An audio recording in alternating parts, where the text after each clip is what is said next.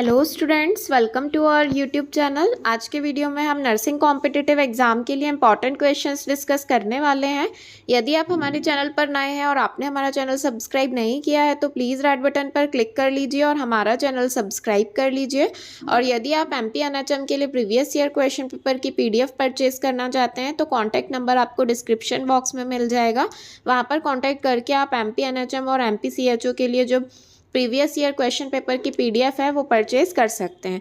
चलिए तो हम क्वेश्चंस डिस्कस कर लेते हैं। यहाँ पर पूछा गया है McBurney point is associated with, यहाँ पर पूछा गया है जो मैकबर्नी पॉइंट है वो कौन से ऑर्गन से रिलेटेड है। Option number A is appendix, option number B is stomach, option number C is spleen and option number D is larynx. तो हमें बताना है कि जो मैकबर्नी पॉइंट है वो किस चीज़ से रिलेटेड है।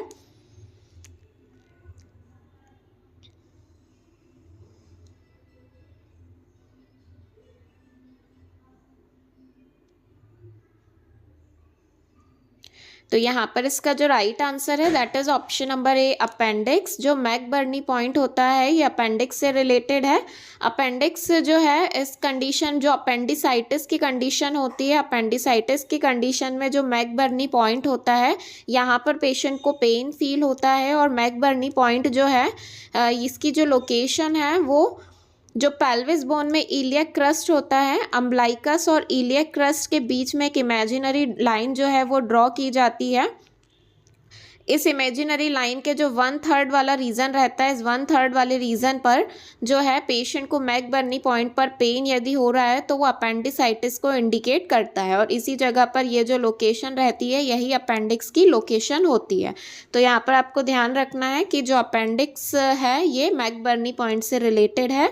ये अपेंडिसाइटिस वाली कंडीशन में मैकबर्नी पॉइंट पर पेन होता है। उसके बाद पूछा गया है one of the major cause for cirrhosis of liver is, यहाँ पर पूछा गया है कि लीवर सिरोसिस का क्या मेजर कॉज हो सकता है। Option number A is alcohol abuse, option number B is drug abuse, option number C is smoking and option number D is hepatitis A. तो हमें बताना है कि लीवर सिरोसिस का क्या मेजर कॉज हो सकता है।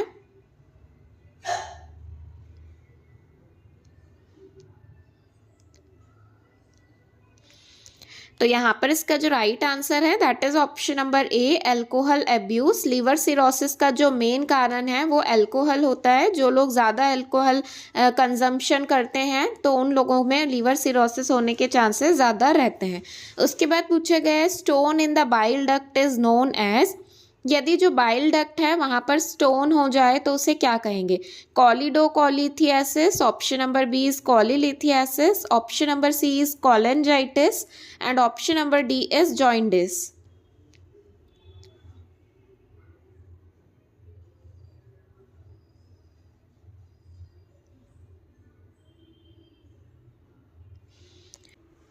तो यहाँ पर इसका जो राइट आंसर है that is option number B कॉलिलिथियासिस।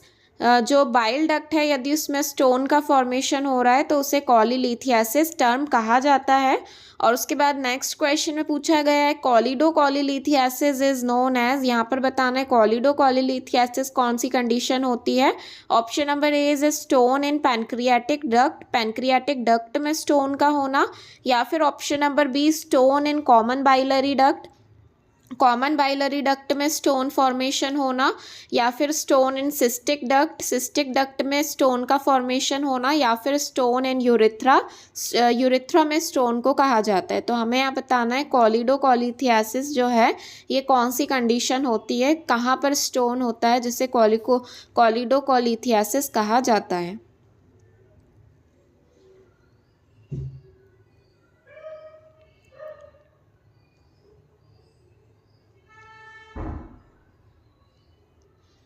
तो यहाँ पर इसका जो राइट आंसर है that is option number B stone in common biliary duct. Common biliary duct में यदि स्टोन का फॉर्मेशन हो जाता है तो उसे कॉलिडोकोलिथियासिस कहा जाता है। कॉमन बाइलरी डक्ट जो होती है ये लीवर और जो गॉल ब्लैडर है दोनों का जो कनेक्शन रहता है वो मिलके कॉमन बाइल डक्ट कहलाता है। यहाँ पर आप देख सकते हैं जो लीवर से आने वाली हेपेटिक डक्ट और यहाँ पर गॉल ब्लैडर से आने वाली सिस्टिक डक्ट दोनों जाकर जब मिक्स होती हैं, कंबाइन होती हैं, तो वो मिलके कॉमन बाइल डक्ट का फॉर्मेशन करती हैं। तो यदि इस कॉमन बाइल डक्ट में स्टोन का फॉर्मेशन हो रहा है तो उसे कॉलीडोकोलिथियासिस कहा जाता है। उसके बाद पूछा गया है the pancreas produces which to hormones, pancreas कौन से दो हार्मोन को सिक्रीट करता है इनमें से। Option number A is insulin and glucagon, option number B is epinephrine and insulin, option number C is melatonin and glucagon, option number D is glucagon and epinephrine. तो हमें बताना है कि जो पैनक्रिया है वो कौन से दो हार्मोन का प्रोडक्शन करता है।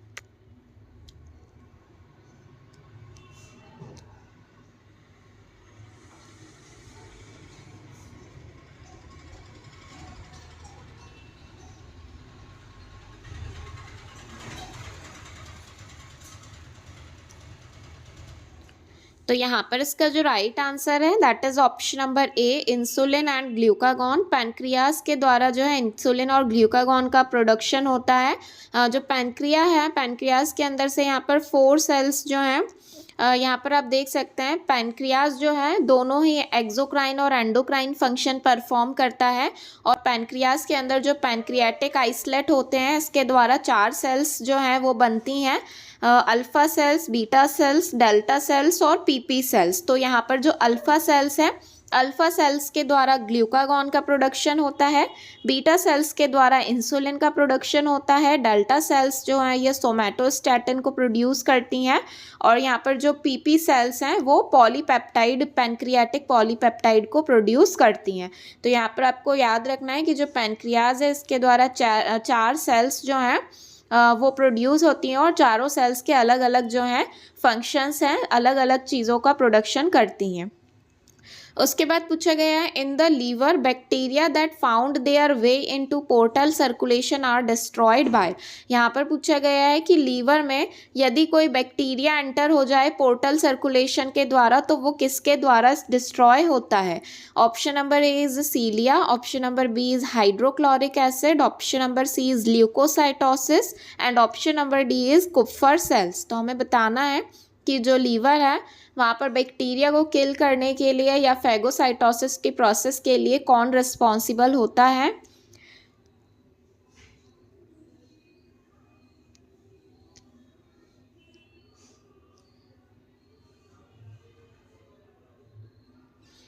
तो यहाँ पर इसका जो राइट आंसर है that is option number D Kupffer cells. जो कुफ्फर सेल्स होती हैं लीवर के अंदर वो रिस्पॉन्सिबल होती हैं, कोई भी बैक्टीरिया यदि एंटर हो जाता है पोर्टल सर्कुलेशन के द्वारा, पोर्टल सर्कुलेशन से जो भी ब्लड है वो सारा लीवर में जाता है, तो यदि वहाँ पर कोई भी बैक्टीरिया माइक्रो ऑर्गेनिज्म आ जाता है तो जो कुफ्फर सेल्स होती हैं ये फैगोसाइटोसिस का फंक्शन परफॉर्म करती हैं, और जो भी बैक्टीरिया या माइक्रो ऑर्गेनिज्म आ जाता है उसे किल करने के लिए रिस्पॉन्सिबल होती हैं। उसके बाद पूछा गया है inflammation of salivary gland is. यहाँ पर पूछा गया है सलाइवरी ग्लैंड में यदि इन्फ्लेमेशन हो जाए तो उसके लिए कौन सी टर्म यूज करेंगे। Option number A is salpingitis, option number B is sialadenitis, option number C is oophoritis, option number D is rhinitis.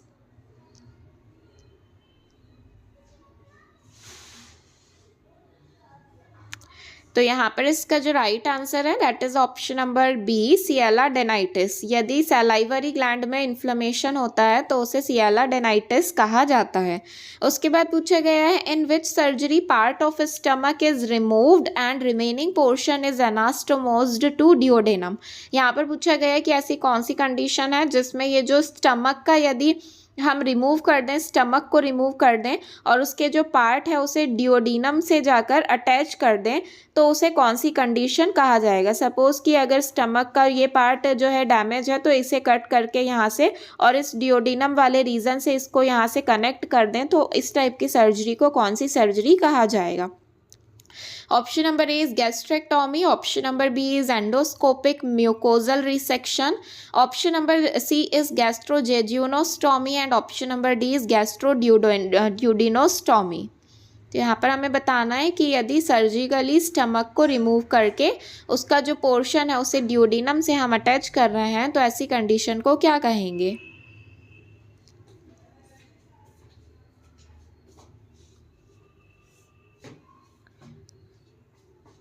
तो यहाँ पर इसका जो राइट आंसर है that is option number D, gastroduodenostomy. तो ये जो कंडीशन है गैस्ट्रोड्यूडेनोस्टॉमी, ये मोस्टली पेप्टिक अल्सर वाली जो डिसीज़ कंडीशन होती है उन लोगों में ये सर्जरी परफॉर्म की जाती है और इसे बिलरोथ फर्स्ट कहा जाता है। और यदि पेशेंट की जो है गैस्ट्रोजेजुनोस्टॉमी सर्जरी परफॉर्म की गई हो जिसमें गैस्ट्रिक को जो है स्टमक को जो है जियोज्यूनम से जो है अटैच कर दिया जाता है सर्जिकली, तो ऐसी प्रोसीजर को गैस्ट्रोजेजुनोस्टॉमी कहा जाता है और गैस्ट्रोजियोजेनोस्टॉमी को ही बिलरोथ सेकेंड कहा जाता है। और ये दोनों ही सर्जरी जो है ये पेप्टिक अल्सर वाली डिसीज़ कंडीशन में कराई जाती हैं। उसके बाद पूछा गया है the main action of ranitidine in treating peptic ulcer is, यहाँ पर पूछा गया है कि रैनिटिडिन का क्या काम है पेप्टिक अल्सर में, किस चीज़ के लिए कौन से फंक्शन परफॉर्म करता है। रैनिटिडिन एक मेडिकेशन है। Option number A is increase gastric motility, gastric motility को बढ़ाता है। या फिर option number B neutralize gastric acid, gastric acidity को न्यूट्रलाइज करता है। या फिर option number C inhibit gastric acid secretion, gastric acid के सिक्रीशन को इनहिबिट करता है। या फिर option number D increase histamine release, या फिर जो हिस्टामिन है उसके रिलीज को इंक्रीज करता है, हिस्टामिन के प्रोडक्शन को इंक्रीज करता है। तो हमें बताना है कि रैनिटिडिन का क्या फंक्शन है पेप्टिक अल्सर वाली डिसीज कंडीशन में।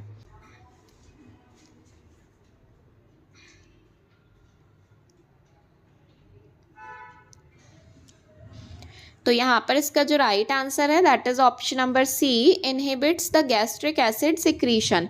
जो रैनिटिडिन है ये H2 रिसेप्टर ब्लॉकर के अंदर आता है, इसमें जो H2 रिसेप्टर्स होते हैं वो ब्लॉक हो जाते हैं जिनके कारण जो यहाँ पर एसिड का सिक्रीशन होता है स्टमक में वो इनहिबिट हो जाता है।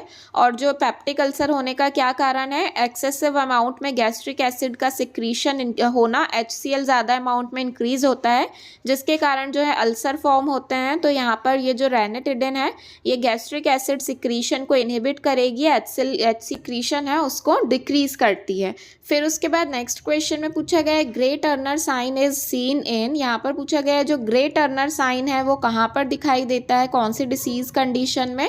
Option number A is myocarditis, option number B is cholecystitis, option number C is pancreatitis and option number D is pleural effusion. तो हमें बताना है ग्रे टर्नर साइन जो है ये कौन सी कंडीशन में देखने को मिलता है।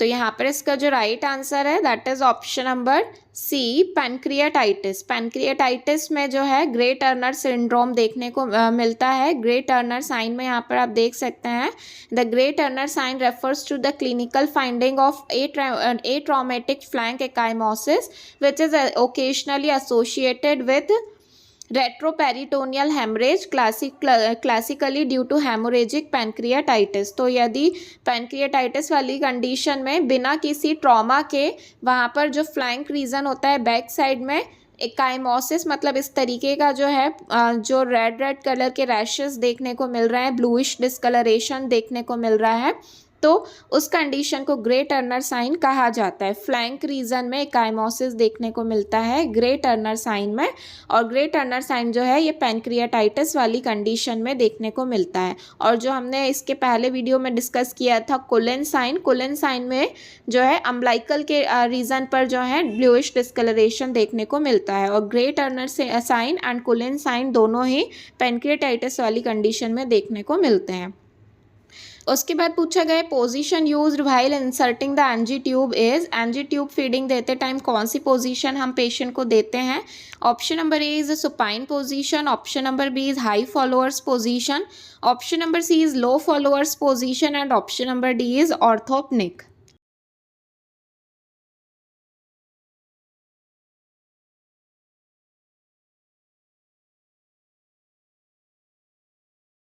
पर इसका जो राइट आंसर है that is option number B, high Fowler's position. NG tube administer करते टाइम हम पेशेंट को हाई फॉलोअर्स पोजीशन देते हैं। उसके बाद पूछा गया है पैंटाप्रेजोल जो है कौन से कैटेगरी के मेडिसिन में आता है। Option number A is H2 receptor blocker, option number B is proton pump inhibitor, option number C is beta agonist and option number D is adrenergic.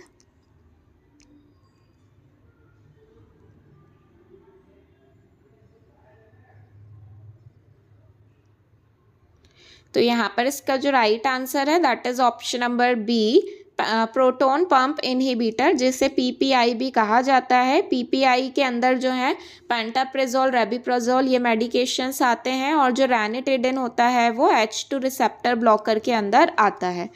और दोनों ही मेडिकेशंस का काम क्या है, दोनों ही HCl के सिक्रीशन को डिक्रीज करने में हेल्प करते हैं। उसके बाद पूछा गया है the common route of transmission of hepatitis A is. यहाँ पर पूछा गया है हेपेटाइटिस ए के लिए क्या कॉमन रूट है ट्रांसमिशन का। Option number A is by blood transfusion, option number B is by orofaecal, option number C is by sexual intercourse and option number D is by droplet infection. तो हमें बताना है कि जो hepatitis A है वो कौन से कॉमन रूट के द्वारा ट्रांसमिट होता है।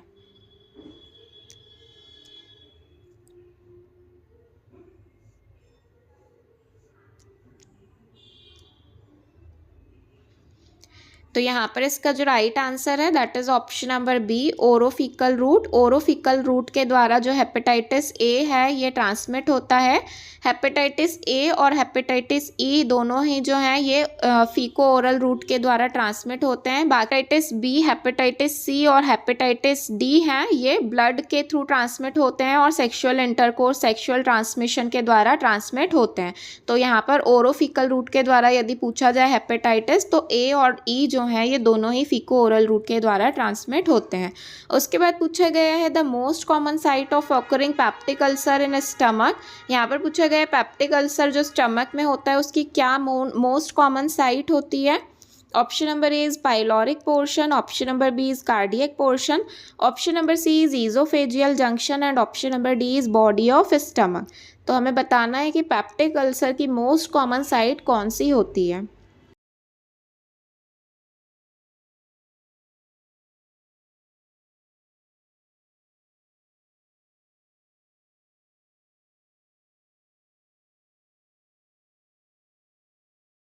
तो यहाँ पर इसका जो राइट आंसर है that is option number A, pyloric portion. जो पाइलोरिक वाला रीजन होता है स्टमक में, यहाँ पर जो ये पाइलोरिक वाला रीजन होता है वहाँ पर ज़्यादा चांसेस होते हैं पेप्टिक अल्सर के डेवलप होने के। उसके बाद नेक्स्ट क्वेश्चन में पूछा गया है the inflammation of the oral cavity is. Oral cavity में यदि इन्फ्लेमेशन हो जाए तो उसे क्या कहेंगे। Option number A is stomatitis, option number B is gastritis, option number C is glossitis and option number D is gingivitis.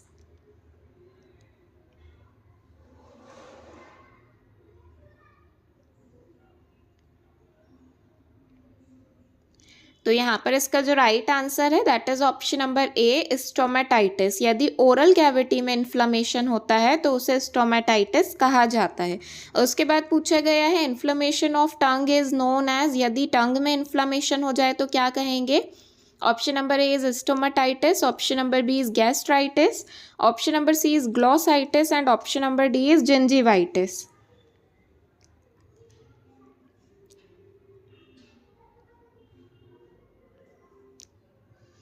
तो यहाँ पर इसका जो राइट आंसर है that is option number C, glossitis. यदि टंग में इन्फ्लेमेशन हो रहा है तो उसके लिए ग्लॉसाइटिस टर्म यूज की जाती है। उसके बाद पूछा गया inflammation of gum is known as. यदि गम्स में इन्फ्लेमेशन हो रहा है तो क्या कहेंगे। Option number A is stomatitis, option number B is gastritis, option number C is glossitis and option number D is gingivitis.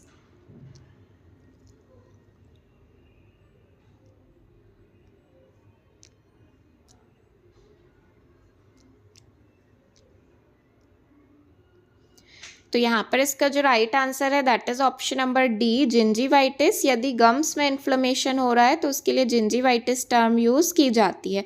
उसके बाद पूछा गया inflammation of stomach is known as, यदि स्टमक में इन्फ्लेमेशन हो रहा है तो क्या कहेंगे? Option number A is stomatitis, option number B is gastritis, option number C is glossitis and option number D is gingivitis.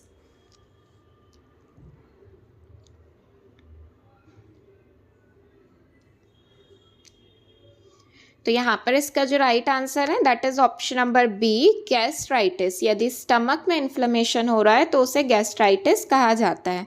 फिर उसके बाद नेक्स्ट क्वेश्चन में पूछा गया है sigmoidoscopy is done in which position. Sigmoidoscopy जो है लार्ज इंटेस्टाइन में जो सिग्मोइड कॉलन होता है, सिग्मोइड कॉलन वाले रीजन में यदि सिग्मोइडोस्कोपी करनी हो तो उसके लिए कौन सी पोजीशन पेशेंट को दी जाती है? Option number A is lithotomy, option number B is jack knife position, option number C is followers position and option number D is knee chest position.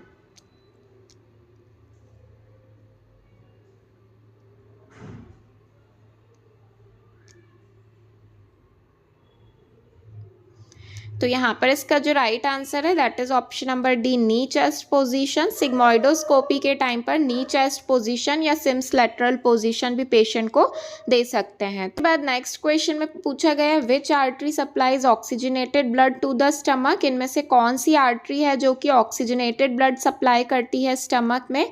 Option number A is carotid artery, option number B is gastric artery, option number C is a coeliac artery and option number D is a cephalic artery. तो हमें बताना है कि जो stomach में oxygenated blood supply करती है वो कौन सी आर्टरी होती है।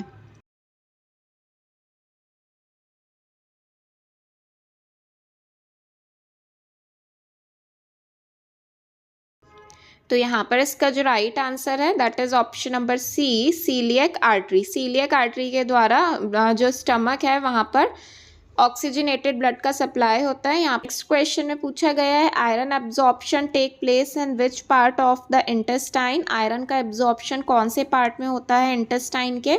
Option number A is duodenum, option number B is ileum, option number C is jejunum and option number D is colon.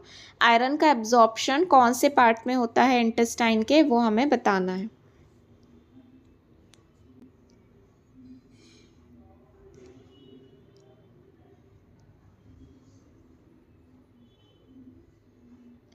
तो यहाँ पर इसका जो राइट आंसर है that is option number A, duodenum.